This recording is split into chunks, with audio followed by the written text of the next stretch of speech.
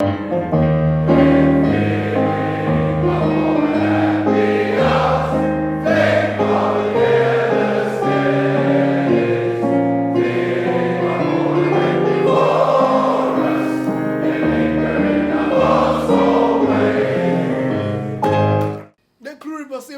everybody. It is the OMU podcast with your host Neto Machela, all the way from Kruger National Park. But the gentleman we're going to be speaking to, I did make a mistake before and I said Jason, and I'm embarrassed about that. But we are talking to Mr. Justin Palframan, all the way in Finland. Now, Mr. Justin Palframan has done a lot in Finland already. He's established his own school where they teach language to adults. They're teaching English to adults over there in Finland. He is married with 3 kids. I'm sure those 3 kids are keeping him very busy. Guys, do not forget also, we are on the social media pages, so please do communicate with us on our Facebook page, on our LinkedIn, and also on Instagram. It is the OMU. We are also on YouTube, obviously, because we're coming from YouTube right now. Please like the channel and subscribe. Hit the bell notification button so that you can be notified of all the episodes that we upload in the future. So we're doing this a take 2. You didn't see this because we're going to edit it, but this is a take 2. I've got Mr. Justin Palframan today. How are you, Justin? Sorry about that intro in the beginning. No worries, man. I'm good. How are you doing today? I'm well. Thank you very much. So let's start the journey of how you got to where you are right now. But I want to go back to primary school. Where did you go to primary school and where were you born? I was born in Uitenhage. Okay. So pretty close to the old school. And I was actually lucky enough to go to primary school in the old red brick building. Mm-hmm. If you remember the old red brick building Yes, down in the central part of town, opposite McGuinness Park. Yeah. I forget the name of the street now, but yeah, like the old school building. What is it called? Which is nowadays, I think it's some kind of government building now. Yeah, it's a government building now. Yeah, Department of Education, I think, last time I checked. Okay. Yeah. I was kind of lucky to go there and then moved up to the current campus in standard 6 or grade 8. Grade 8, yeah. Yeah. So you sort of experienced both worlds. And you know, it's quite interesting. I did have an interview and someone had said that they went through to all the phases that Muir changed location, so it was sort of a different feeling. So I'm sure yourself, you also, because I think the school moved over to the school on the hill in 1996, if I'm not mistaken. Yeah. So how was that sort of feeling and energy of entering the new building? And I mean, everything is new at that time. Yeah, it was a complete. I suppose it was like a little bit of a bit overwhelming in a way, of course, when you're starting as a junior and then you've got all the the big boys over there, the standard 9s and the matrics back in those days, and you know, you were the big fish in the small pond in the old school, because the primary school was down in the red brick building. Yes, yeah. And the high school was up on the hill. So then suddenly you were a small fish in a big pond. So it was quite a change, but pretty cool actually. Yeah. And you know, you got into it pretty quickly and so forth. Cool. So you are very far from Uitenhage right now. I mean, Uitenhage is so far away. So I want to know, how is it living in a place away from home? Because you're part of the people that have established themselves in a foreign country, and I'm sure adjusting to life in a new country with new cultures, how have you sort of assimilated and became part of the people in Finland? Yeah, that's a good question.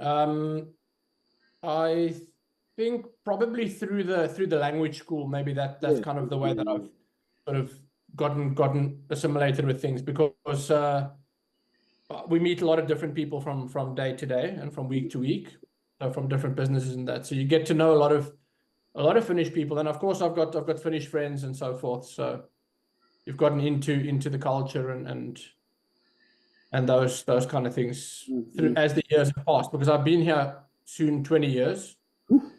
But it's quite a long time. The kids were born that side then? Yeah, they were all born here. Yeah.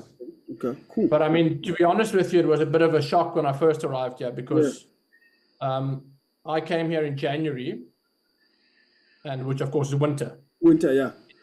And My head, I'm trying to calculate. Yeah, okay, it's winter. so like I'd never seen snow. Yeah. And of course, arrived to this kind of a snowstorm and minus 10 degrees, and it was a bit of an eye opener. But anyway, you get used to it, I suppose, if you can get used to that kind of cold. Yeah.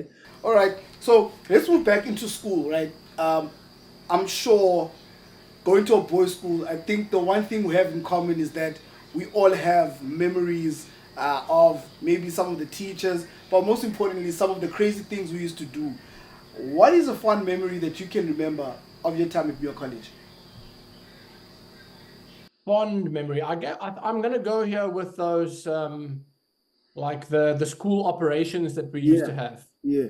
Those were really something special. That again, they were for the high school students, if I remember correctly. But those were like quite unique, and I don't know like how many of the high schools in South Africa have that kind of thing. So that was pretty cool, and the way that the patrols were organized, that you had like the seniors all the way down to the juniors, and you were all together in the same little team. Yeah. So that was pretty cool. And of course, who can ever forget doing the war cry on a Friday afternoon in the quad before the rugby matches? I did mention to you in the preview that I was a huge rugby fan, even though I play cricket. But rugby is my number one sport for sure. But yeah, I think the war cry and the school operations, absolutely, they would be kind of very fond and also quite unique memories, I think. Yes. So I had someone mention the operation in a previous episode, and it's interesting because the operation has so many parts to it. I mean, it tests so many of maybe like not even your skills, but mentally, there's the educational aspect of it, there's the physical aspect of it, when you have to walk half the day to your destination, to the camping site. What was your favorite part of the operation?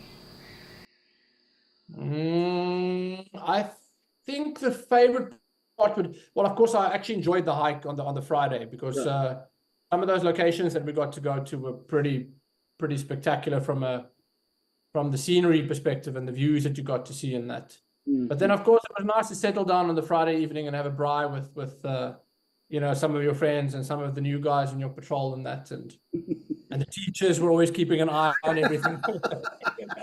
People like Mr. Francis, who is still around. I think Mr. Francis is the most popular name here, because I think everybody that went to school when he was there, he was like the big guy that you didn't want to mess with. Yeah. So probably still not want to mess with, I guess. So I want to know, school is a very important, it builds a very important foundation in a young man's life, right? Especially going to a boys' school, there's a lot of boys and a lot of influences that happen around, both negative and positive. So I want to know from you, how has your time at Muir College crafted or helped you become the man that you are today? Or has it helped you become the man that you are today? Yeah, absolutely. I think that like just the way that the school, I think discipline, probably discipline and staying focused if you want to achieve something. Like at the moment, I'm an entrepreneur, which of course that requires a fair amount of discipline, and I think that's something that for sure that you picked up from your college was like the way to conduct yourself, respect for people, and treating people with respect, and then also being respected because of that. So that stands you in good stead in the business world too. Yes, definitely.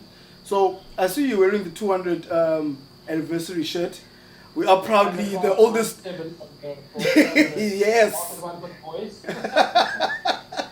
So there's been this conversation that there's another school. We're not going to mention the school that is older than us, and I don't want to hear that because we know the facts, right?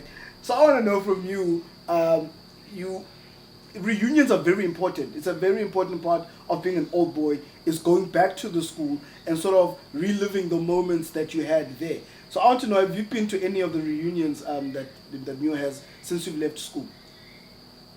Yeah, since I left school, because I moved to Finland pretty soon after leaving school. But we had a 5-year reunion. I think we were actually challenged by the headmaster at the time. It might have been Bun Hopley. Mm-hmm. Like he challenged our class to try to have the first 5-year. And we had some kind of reunion. There weren't too many chaps that attended, unfortunately. But I was there for our 25-year, which happened to fall. It happened to coincide with the 200-year Oh, okay. celebration. So we were pretty lucky to have our 25-year then. Mm-mm-mm. And I think we had pretty good attendance. I mean, like we had a good number of boys there, and it was just awesome to catch up with some of the guys that I hadn't seen for 25 years. Yes. It was, and with all the 200-year things going on, I mean, it was really like a next level sort of reunion. Yeah, I don't think I'd seen any reunion that I've been to from your college point of view that was that well organized, and sort of it felt like a festival. You know, it was a festive feeling, and you could feel that everybody was excited to sort of look at the school. Because for me it was different. It was like I was at another school in PE. I'm not going to mention the name of that school, because they usually would have those big functions, and we used to always be like the smaller school. So when I saw us organizing an event at that level, I was really, really proud of the work that the OMU had done, you know, for that reunion. So going back to your time at school and your friends, who are some of the guys that you are still in contact with? Well, we've got a WhatsApp group with our boys, so like we are sort of in touch quite regularly through that. Mm-hmm. Every week there are several messages going around. There's some Friday messages which are perhaps best to be censored, but there's always this kind of Friday beers and Friday drinks and something like that coming along. Yeah. But I guess that I'm probably mostly in touch with the two guys that I was also closest with at school. So Guy Waits, who was actually our head boy from 1997, who organized the reunion. Yeah. And then Gert Janssens. So we were kind of pretty close at school, and we've sort of remained in touch over the years. They've been here in Finland, and I've been to see them. The one lives in London and the other one lives in Ireland. So we've kept in touch pretty well over the years, I would say. It's interesting how your boys are sort of spread out through the world. Like, it's amazing. Every time I speak to somebody, like, the other person is in America, I'm like, we're all over the place. And I think it's good to spread a bit of Neo everywhere that we go. Because I think we come from a school that holds very deep values in one becoming a good man, you know. So which leads me to my next question. It's a nice segue to my next question, where I want you to give all of us a life lesson that you've learned throughout your years. A life lesson. I think that I'm gonna go with whatever you do, whatever job you might have. Yeah. Do it to the best of your ability. Mm-hmm. And like focus and keep the drive and whatever it is. I mean, when I was a student, I was working as a waiter. Yeah. In Spur restaurants in Port Elizabeth, actually, and like I pushed myself to do the best I could at that. Mm-hmm. Like if there wasn't some sort of an incentive to try to sell the most garlic rolls or the most sauces to go with the steaks. Yeah. So to push yourself to be the best that you can be at whatever you do in life, whatever job you might end up doing, if you're the CEO of a company or if you're the secretary of a company, do it to the best of your ability and push yourself to your limits always in whatever you do. Cool. So we're reaching the end of the interview, but before we go, I always have a tongue-in-cheek moment where and look, I haven't been successful in trying to get the funniest story. I think I'm gonna start rating these stories, which I think is the funniest. So I want to know of what is the craziest thing that you've done, whether in school or outside of school, that something that you consider as crazy that maybe your fellow classmates don't know. Ooh, this is a tough one. Well, this is a really tough one. Okay, let's make it easy. Maybe at school. Why do you think at school is the craziest thing? Sorry, I didn't catch that one. I'm saying maybe let's say at school then. What's the craziest thing that you think you've done at school? Well, I'm gonna go with probably the thing. I don't know how crazy it was, but we were in a funny situation with again with Guy Waits, the guy that I mentioned earlier, the head boy of our year. Yeah. And Guy had made this some sort of a doll which was dressed up in a grey high school rugby jersey. And Muir was playing against Grey on the Ellis field, and of course we were on the other side cheerleading in that. Yeah. And Guy was he was jumping like that and slamming his elbow into this Grey dummy doll several times. And then, of course, on the Monday morning, you'll have to forgive me, Guy, for saying this, because you probably will watch this interview. But on the Monday morning, we were called into Basil Blumrick, the headmaster at the time's office. Yeah. And there we were, roasted across the coals for whatever. I mean, we were having fun with it, but looking back at it, perhaps it wasn't the wisest thing, but it was a lot of fun at the time.